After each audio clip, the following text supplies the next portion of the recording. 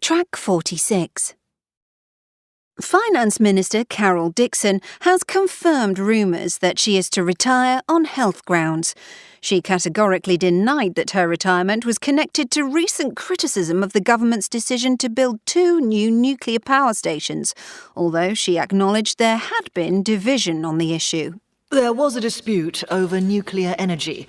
I've never hidden that, and I've never denied being a long-term opponent, but I lost that argument.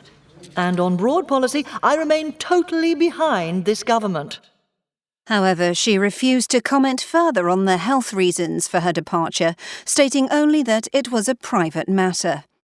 Elsewhere, rioting over government reforms has continued in Manova, with 2 men being killed. Crowds throwing missiles confronted armed police in the main square and conducted running battles in the surrounding streets throughout the day. Paul King reports. There are conflicting reports about the deaths. A police spokesman assured reporters that the men died when a car exploded after being set alight by a petrol bomb thrown by rioters. Meanwhile, demonstrators claim the victims were crushed when police fired tear gas to disperse the crowd in the square, forcing people down narrow side streets. As the news of the deaths spread, protesters rampaged through the surrounding area. The rioting lasted most of the day until an uneasy calm fell upon the city this evening. Addressing the country on television, the president blamed the rioting on subversive groups trying to destabilize the country and rejected demands for the government to change tack. He urged what he termed the silent majority to make their voices heard. However, there are no signs that that call will be heeded. Paul King, Manova. Interest rates look set to rise by 0.5 point, taking the base rate to a 10-year high of 4%.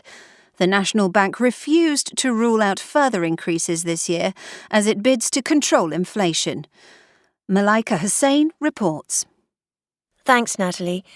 Yes, today's announcement had been widely expected after recent warnings by the head of the National Bank that caution was needed in the battle against inflation. Now, of course, there will surely be concerns that the rise could trigger an economic slowdown, but it seems those fears are outweighed by real concern about rising food and fuel costs and, as you said, it wouldn't be a surprise if there were further hikes later on in the year. And now sport. And the national football team have been dealt a further blow in the run-up to their crucial World Cup qualifying match against Russia. Goalkeeper and team captain Jermaine Johnson has been ruled out with a thigh strain. The team have struggled and must win if they are to go through to the finals next year. Manager Francois Houllier expressed confidence in Johnson's replacement, Paul Harrison.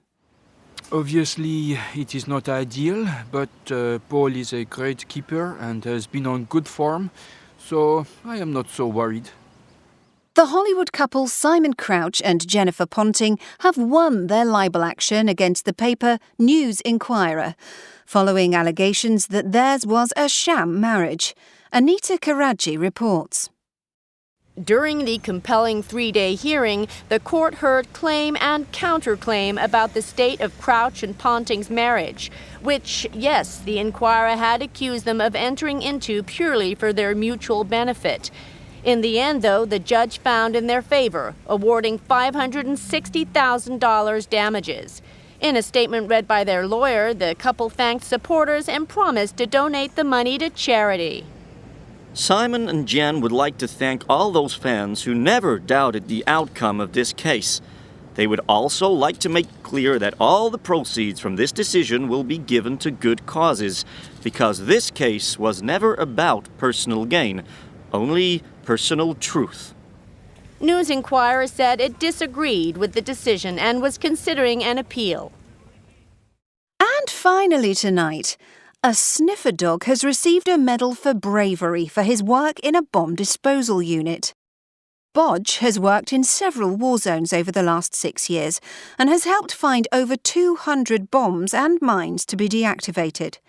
His handler, Corporal Hassan Cleaver, said it was a proud day and praised the work of the whole unit.